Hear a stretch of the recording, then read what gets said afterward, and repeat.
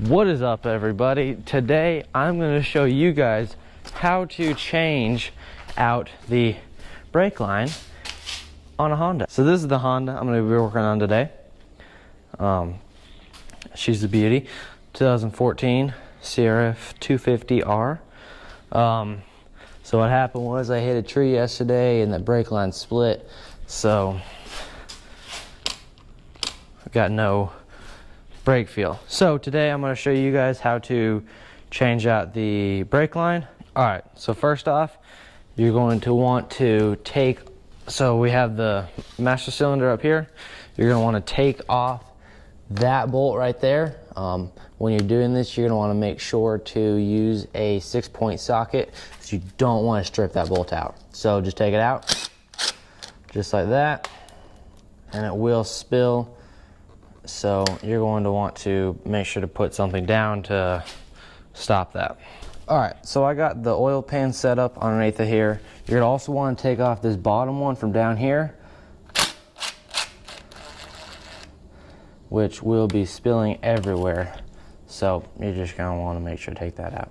Also, you're going to want to make sure to put these bolts in a safe place, safe, clean place, because you're going to have to reuse the bolts, but you're also going to want to buy brand new crush washers.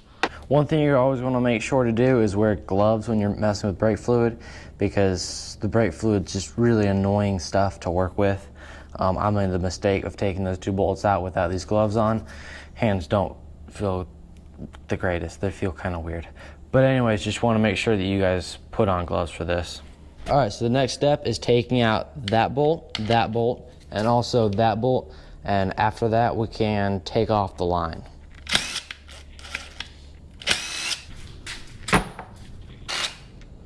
So this is just a little clip here. You can just unfold it over, just like that. And now, you can take the brake line all the way out of here, and boom, you got your old brake line out.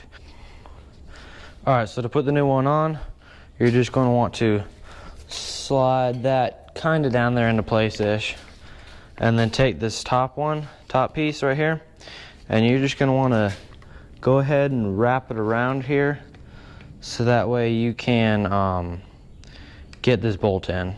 Alright, so now that we've got our line in place, we're going to want to make sure to change out these crush washers. Here's the old one, and here's the new one on there.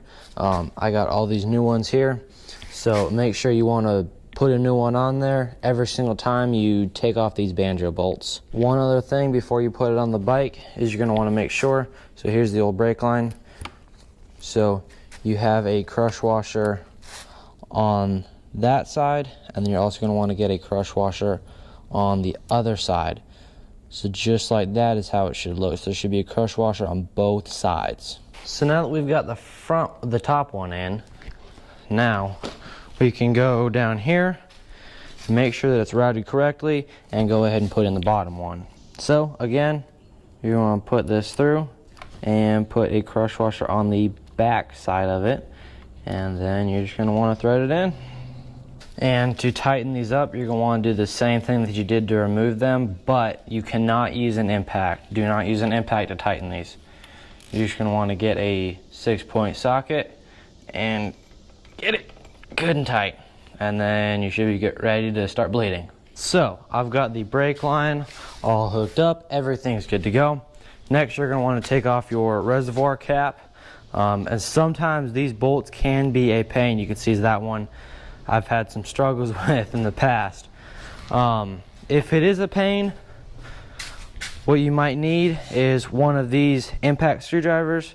Those are very nice, but if you don't have that, what you can do is use a regular screwdriver or whatever, and when it's down here or whatever, or when it's on your thing, you can pound it as you turn, and that will also help loosen stuff up. Okay, so this is the brake fluid that I am using in the bike. It is the Bel Ray Racing brake fluid. It is the high performance. This is some pretty good stuff.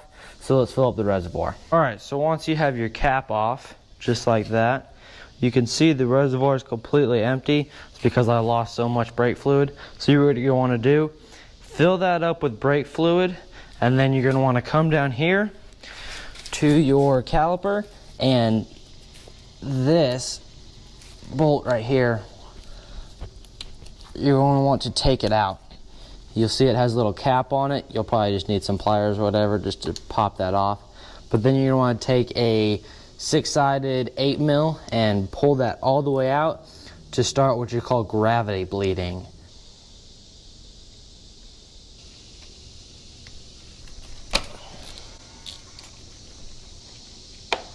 So after you have the brake bleeder bolt out of there, you're just going to want to let it sit for a little bit, but you will want to make sure to watch the fluid in the reservoir. If it's not doing anything, if it's not dropping at all, you might want to try to play with the lever a little bit to get that flow starting. You can see the air bubbles forming there. Whatever you can to try to get some of that fluid coming out of that little hole right there. And also the reason why you want to pay attention to this is you never ever want this to run dry. And just like that, oil is coming out of the hole, so I want to quickly plug that up.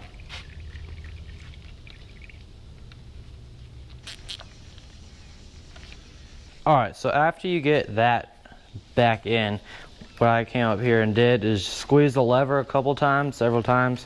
Believe it or not, I actually already have a feel in the lever. It's far from good, but it's something. So if you have no feel in the lever or anything, you're going to want to get something like this. It's actually by Motion Pro. It's a brake bleeder.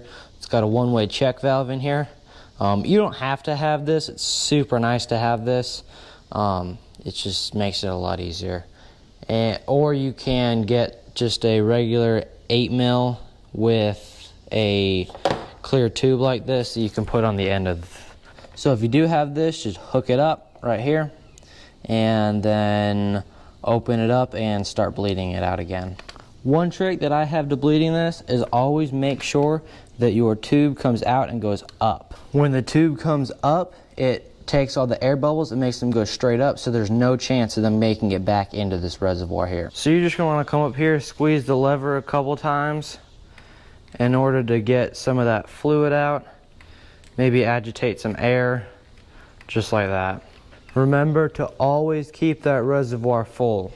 So eventually, after you see no more air bubbles coming out, you're just going to want to come down here and close everything off. So now that we got the whole system bled out and everything, we're going to want to come back up here and see how our lever feels. This feels pretty good. Alright, so that is pretty much it. I've already got all that stuff done. So now you're going to want to make sure to top this off, put everything back in there, and it probably will spill over, so make sure to have something underneath of there. The goal is to have something spill over so you make sure that's full, and then you should be pretty much good to go. One other trick I have to doing this is to wrap electrical tape around here, which you'll see in just a second. I'll do that before I go ride. So this is what I was talking about, just wrapping electrical tape around the lever so that way the brake is inherently always on,